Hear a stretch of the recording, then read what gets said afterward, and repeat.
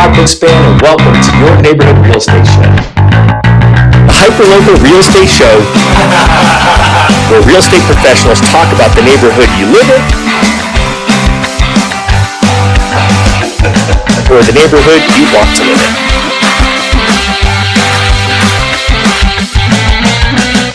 This episode is brought to you by homebuyeruniversity.net, your free comprehensive guide to buying or refinancing your home. Click over to homebuyeruniversity.net to get started online today. Hello, friends. I'm Todd Bookspan, and yes, this is another episode of your neighborhood real estate show, and I am super excited for you to meet my friend Tre Smith with the Copper Collective Real Estate Group, coppercollective.com. That's right. And, we're going to go on a little bit of a journey because I feel like I've known you for a longer time than I've known most of my guests. And so I kind of feel like I've seen you grow up in real estate. So first off, I have to say, and everyone's going to know if they watch this, but the people listening to this in podcast format, they're not going to understand that you are the best dressed realtor I know. Right? So, clean press shirt, nice slacks, fancy shoes, all shined up, and a tie. Man. I'm sorry, blushing on camera. So I'm wearing my tennies, I'm wearing my jeans, which no one can see, thankfully, and then my, Steve Jobs sort of sweatshirt because it's quarter zip and he wore the mock turtle. You pulled off well. Thank you. I appreciate that. And so, I was super excited to have you as a guest because, I met you when you first got into real estate. We're part of a team, and then I've watched you grow and now have your own team and, and do what you do. And so talk to me about that because you got into real estate at a young age. I mean, what did you do before real estate? And then how did you transition from whatever that career was to become a real estate agent? For sure. So before real estate, I was working in the mall. I had two jobs, one at Toomey and one at Tommy Bahama. Oh, nice. And my mom has her license as well. Hi, Mom. Thank you. Love you. She has her license as well, and she was at this class at a Keller Williams office taught by one of the top guys at that brokerage at the time. And long story short, she put her business card in for a drawing for a raffle, and her name got pulled. And then she gave me the referral to start going and learning about real estate. So that's awesome. Fast forward, I was working for this team. I was calling for free, and they called me in the office one day. They said, "Hey, listen, you got to stop working in the mall. Come work for us," and the rest is history. All right, so if I'm in the mall and I'm thinking about buying a suitcase, it just seems to me like it's out of my price range. Is it worth the investment or no? Most definitely. Toomey is the top tier for luggage. All right, okay, that's good. I was thinking like you were going to say like I worked at I forgot one of those really cool. You see, you're too young for it, but like a cool 80s guy restaurant, a clothing place. No, it wasn't like a PacSun or nothing like that. Okay, I did. Tommy Bahama was there. That's kind of. But and just so he's not wearing a Hawaiian shirt or anything. He's just wearing a white shirt that's super, yes. like just like top notch. So yeah, if you saw my closet, you would think I'm crazy because it's just a bunch of white shirts. All right, and I love that story because I feel like I came from retail, and I feel like that taught me to understand clients. It taught me to understand how to the customer experience, and really, I think if you're going to sell a $500 suitcase or whatever, there's probably ones that are more expensive. I think I have a Toomey like pad that you put a pad of paper in that's like carbon fiber looking. I think it was like $200-300. I mean, it wasn't cheap, and so I feel like you have to understand the customer and provide a great customer experience in order to do that. So how is that translated for you in real estate? Well, I mean, it was a great insight to people. I was a valet as well. So those two things combined really exposed me to all types of personalities and really taught me how to adapt it. The main thing that I took away from working in retail that I apply to real estate now is that everybody's different, and it's about how can you help them first before you sell them. Not to sound cheesy. But, all right, so as I already put you on the spot on Toomey. So as a valet, did you ever just bump someone's car into something? Almost. All right. Almost. I've been close before, for sure. All right, good. Just making sure. All right, we wouldn't want you. If not, we would have had to edit it out. So we'll cut that out. I'm glad you didn't, and that would be my fear. That's why I was never a valet. That's why I learned to drive stick shift. Oh, that's awesome. Yeah. Sorry, mister, with your Ferrari. That's on a Porsche. Yeah. All right. And it was an overnight valet, so I was like the only guy on the drive between 10 o'clock at night and 6 a.m. and at the JW Marriott. So there'd be a bunch of like pretty high profile people, and they trusted me to park their cars. And all right. Well, I would trust you to sell my house. So I don't know how. So well, thank you. I appreciate that. That's awesome. So I just love the fact that you said everyone is different. I think that's really a mistake that a lot of people make is not taking the time. They think, hey, this is my quote unquote ideal client, and I'm going to treat everyone the same who's in there. And I know you cater the experience to the person's knowledge level, first time buyer versus someone who's buying their third or fourth or fifth home. Most definitely.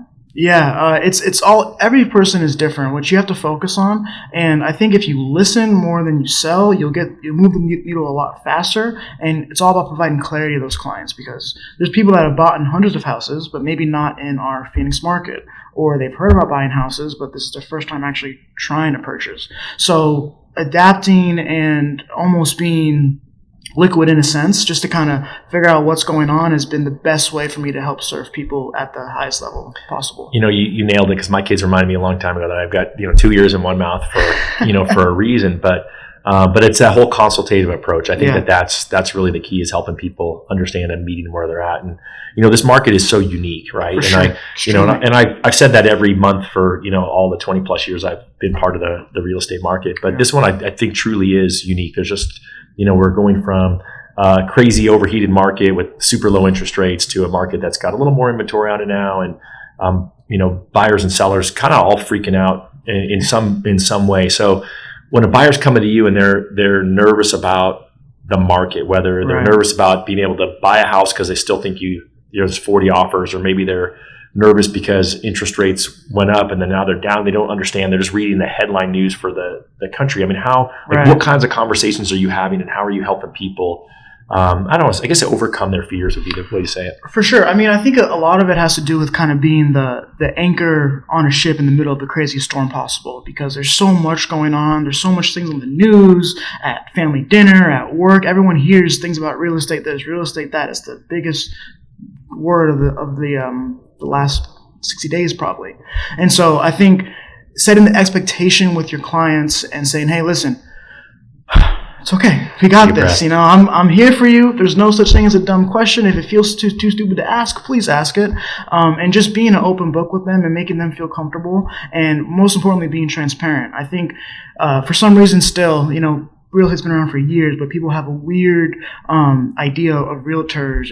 They associate it with car salesmen and lawyers and all that. It has a slimy turn to it sometimes, and I think it's about kind of dissolving that and showing like, hey, listen, I'm a person first before I'm a salesperson. Of course, I'm going to help you sell this property or buy a property, but let's figure out where you're at now and how we can get you there best. And the best way to do that, I think, is providing clarity and talking with them, and during that consultation, and figuring out what's the best route to go with it. Does that make sense? Yeah, it makes sense. And it's interesting too, because you say that some people think real estate agents are slimy, and I think it's what I see is more the perception is that they feel like they lack professionalism, right? Yes. That they're because of the fact, although it's a lot of classes you have to take to become a real estate agent, there's the whole idea that I'm working this job and I got this, right. I got my license and I'm doing one transaction, and then they have a bad experience. It's the inexperienced people, I think, that give the experienced people like you a bad name. Mm-hmm, for sure. They keep it a comedy career, right? It's a career that's kind of a joke for them. They use it every now and then. I've heard that analogy. I love it. Yeah. So trying to kind of break that mold, and showing people that, hey, listen, we are professionals. Just like when you go to a doctor or a lawyer, you have high level conversations. It's the same when you speak with us. I might not have a white coat on or a briefcase, but I'm just as professional, and we're going to provide the same amount of service as well. Yeah, that's awesome. Yeah. That's awesome. And so, I think that, the buyer perspective is one part of it. And then you've also got the sellers who are thinking, oh my gosh, there's more inventory now.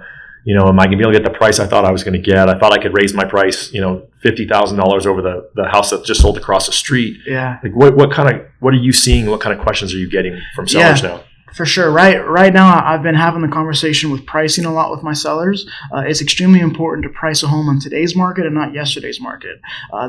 Right now, we're getting kind of over the sticker shock or the aftershock of the crazy market that we were just in these last 2.5 years. We're not used to homes selling in 2 seconds. Homes should take 30 to 45 days to sell if it's marketed properly and priced correctly. So I think creating the adjustments for seller, or creating the expectations for sellers to say, hey, listen, your house will sell. Most definitely. With my marketing and my exposure and my overall work ethic, we're going to get your house sold for top dollar. That I can promise you, but it's not going to be overnight. We're not in yesterday's market, and we can't price it with 20, 30K over just because your neighbor got that price 6 months ago. And so sometimes I got to be the bad guy, and that's okay. That's part of being professional. But just being really clear on their expectations and saying, hey, listen, this is where we're at. Where are you trying to go? This is the best way to get there. And each situation is different. Some people want to sell it aggressively. Some people want to sell it quick. So you kind of got to price in that. Well, and I don't think it's being the bad guy. I think it's actually important because, my opinion, you can tell me if you kind of feel differently, is that if someone just picks the real estate agent who says they're going to get the most money, I think that I would be not shocked if that person actually gets them the least amount of money, meaning they allow them to overprice it so it sits. For sure. And then they finally say what they should have told them in the first place is, well, here's where it really should be priced. But at that point, it's already been on the market for 30 days. And everyone's like, well, what's wrong with that house? Why is it not selling? And then they finally, because everyone's worried about it, then they have to continue to discount it more than if they would have just priced it right in the first place, they would have gotten the traffic and, potentially sold it faster. Am I wrong about that? You're spot on. And it's 100% less stressful. Having that conversation up front about pricing, it saves you so much headache and hassle 2 months down the road. Instead of making that phone call saying, hey, listen, we were priced too high. Now we got to remarket it, restructure our entire idea. It's just best to start with the end in mind. And it usually starts with price. Yeah, it's interesting. And it reminds me of a story when I lived in Tucson and I put my house on the market with a guy who was really marketed himself really well. Yeah. And he really pitched on, I'll get you the highest price. And what I realized real quick is that, he was telling me to give me the highest price. But once I actually sat down, did a little bit of research, I realized that's what he was known for. He's known for putting it on for a high price and it's selling longer than anyone else sold. Right. And so finally I said, you know what, I think I'm going to have to cancel with you. And I found the person who was, like you down there and who said, hey, this is really what you're going to sell. Here's the data. Here's how you should price it. And guess what? We sold it within about 30 days from there. And that was just a way more pleasurable experience. Yeah. And that's what I love about real estate. Like the market doesn't lie. Numbers don't lie. If you price everything accordingly and as it should, you'll have no problem getting that property sold for that seller. Now, we're always going to come across sellers who want the world, right? And I think that's where focusing on being a professional comes into play and making sure that we can actually get the property sold, not just to get it sold, but get it sold on the best terms for that seller. Yeah, I love that. And you talk about marketing. And so one of the things that I respect that you do a lot is open houses. I mean, that's, I don't think I've seen a lot of open houses the last couple of years because you put the house in the market and it was already sold by the time they got the sign in the ground. And so talk about an open house. Like what's an open house strategy look like and how does that play into your marketing plan? For sure. I absolutely love marketing. That's probably one of my favorite parts about this industry for sure. And open houses ties in a lot to that. It's the best part about open houses is getting the maximum exposure for the seller and just the general public. You're creating the right place, right time for whoever that person that walks into that open house gets to meet you and you can kind of create that synergy moment.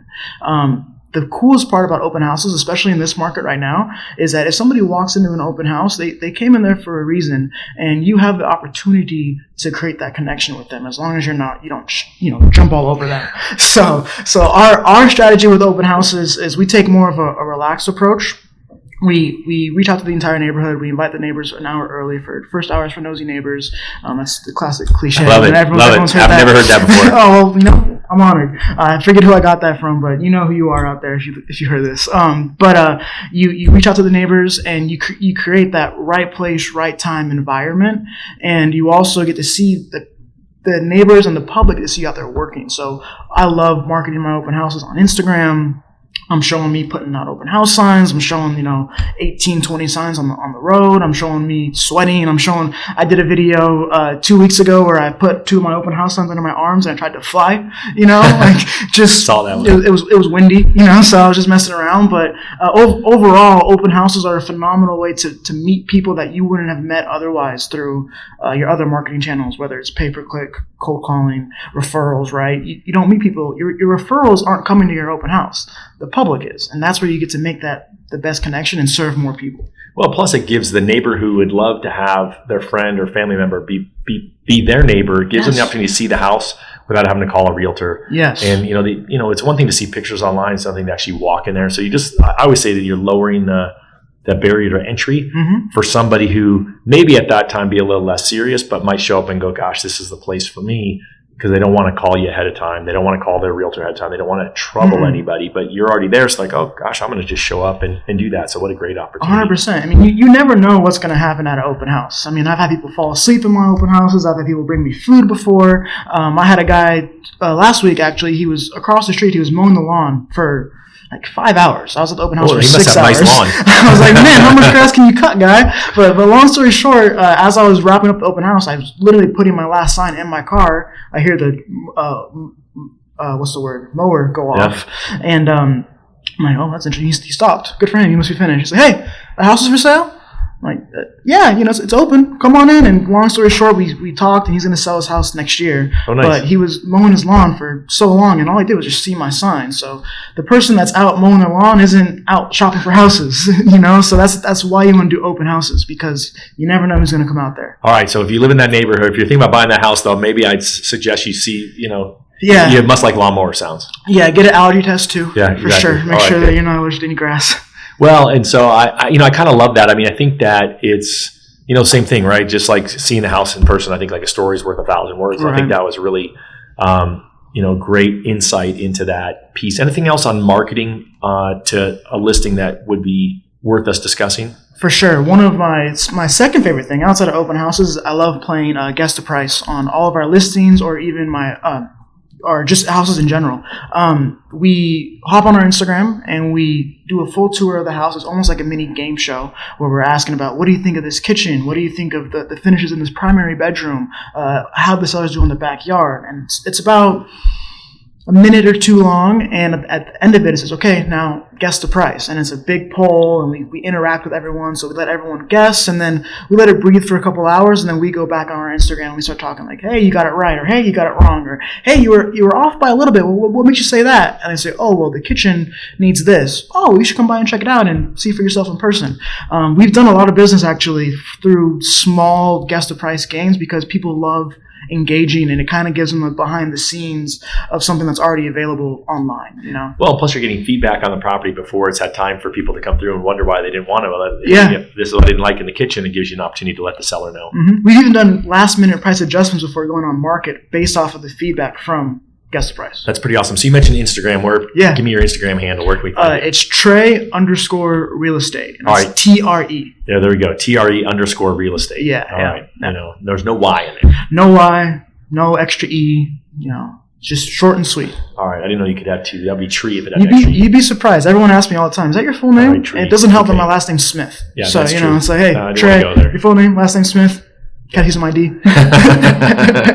Yeah, I get that part. So let's kind of switch for a minute. So I know, you're kind of unique, because sometimes people are like, oh, this is just the part of the valley I love and I work in. And really the places that you like are really, really diverse. So for sure. I know your office is in Chandler, Gilbert, Higley and Warner. Okay, and I know that right across the street is a community that you really love. Yeah, I love it. Warner Groves. Warner Grove. Yeah. So I'm guessing it used to be a tree, something or other. A lot of trees? I don't know. Grove. Yeah, there actually is. There's tons of trees that line the streets. It's a really, really cool community. It's started in like 2016, 2017, and it's really developed over time. It's a super, super cool area. Houses are as big, as small as you can imagine.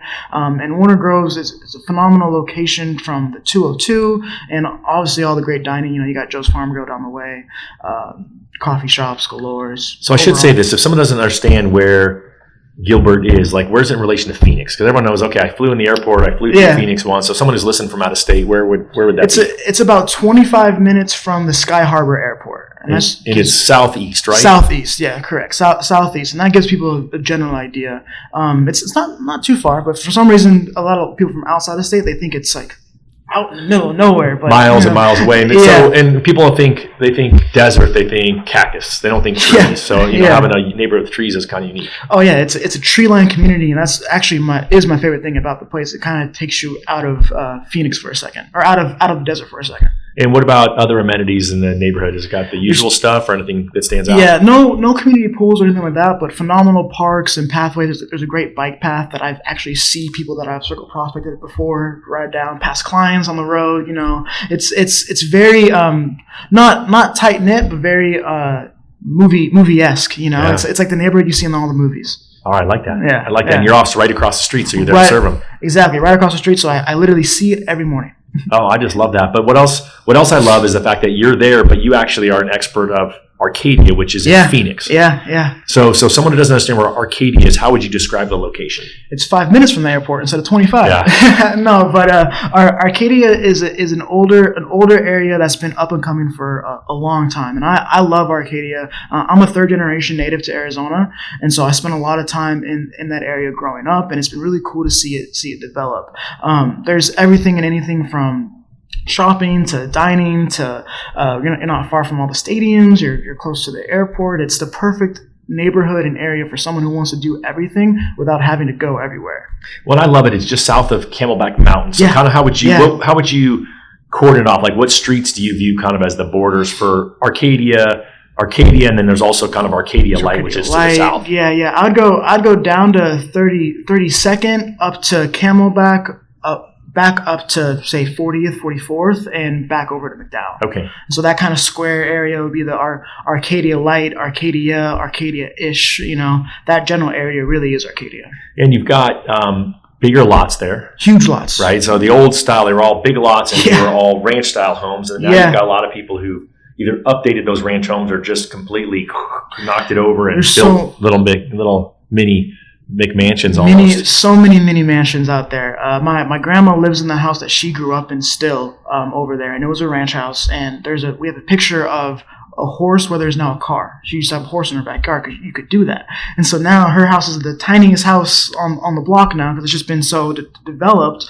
But it's cool because there's so many big lots out there. So there's a lot of creativity. So anytime you're looking at a house out there, if you're just doing a Arcadia tour, you're seeing so many options in terms of pools and guest houses and just it's very trendy too. So you're seeing finishes that you're not usually seeing in other parts of the city. Well, and it seems to me that in addition to that, we talked about the groves, the trees. I mean, there's a lot of fruit trees in that area, right? Yeah, so there's that seems to be one of those pieces. They're big irrigated lots, meaning instead of having a sprinkler that pops up and floats around, they kind of have berms around the lots, and then they flood irrigated to water, which is kind of cool. That's how you have those trees. Yeah, exactly. I mean, that's kind of a blast. And it also seems to me that there's just A-grade schools right near there. I mean, there's always people are trying to get their kids into that school district. Got Arcadia High out there too. And so there's great schools, and then I also think of great amenities. There's just amazing restaurants nearby. You've got Scottsdale Fashion Square just down the street. What else do you like over there? I mean, one of my all-time favorite spots to go out there is probably Le Grand Orange. It's phenomenal. My daughter's just down in New York, and that's where she wanted to go for breakfast.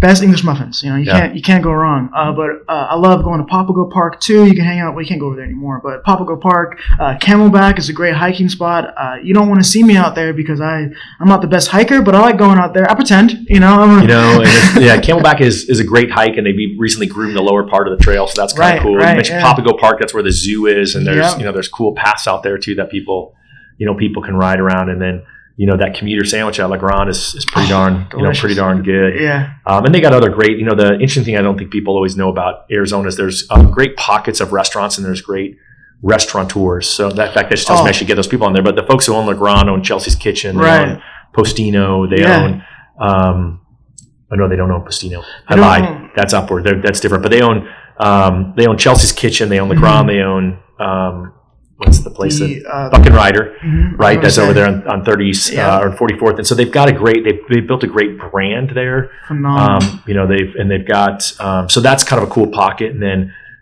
Fox Restaurant Concepts headquarters is right there with the Henry, which is now in other cities and states, but that they've got just crazy brands, and so the fact that these unique groups were all kind of sprouted from that area that are now all over not just the city but the country just tells you what the power of that area. Yeah, and that's what I love about it. I like to say that it's always been the city, but it's always been up and coming because things are always changing out there. It's always evolving. It's always developing.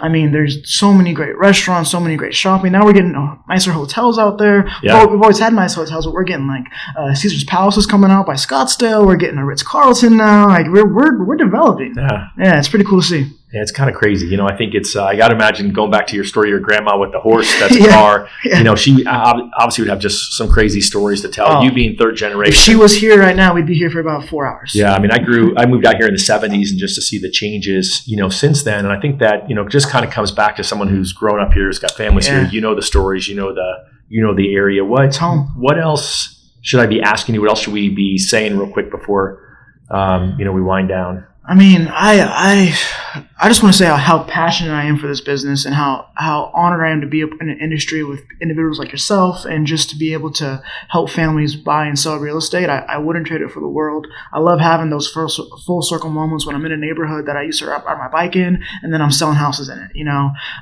It's just a really cool industry to be in, and I'm just extremely grateful for all of my past clients, my future clients, and I can't wait to keep on doing this for ever. All right. Well, I love that. I think it's a great way to wrap it up because I'm super grateful for you. I appreciate thank you. I appreciate so you. let's get people the right place. On Instagram, Tre_real estate. Yep. We're going to go to coppercollectiveaz.com. And so I think that's really key. And that maybe that'll be the last, one thing to do is that when they go there, they can search properties. Mm-hmm. Yeah. And those are real properties. It's actually what's listed. It's not something that was listed a year ago or 6 years ago. It's the actual listings. You're connected to the MLS, and that data is going to you. So you're not turning around selling that data to 7 realtors who are going to call them and harass them. It's your own site. You'll get a call from me only if you want one. It's updated every 5 minutes. We have searches saved on there for you already. So we have an Arcadia search already set up, Biltmore, Warner Groves, you name it. It's on there. So it's a really cool website to know exactly what's going on in the market today, and as up to date as possible. All right, people, reach out to my friend Tre Smith if you're looking to learn more about real estate, whether you're looking to buy, sell, move here. You got a friend who's moving here. I appreciate you so much, Tre. That was a great experience. I appreciate it. Awesome. This episode is brought to you by homebuyeruniversity.net, your free comprehensive guide to buying or refinancing your home. Click over to homebuyeruniversity.net to get started online today.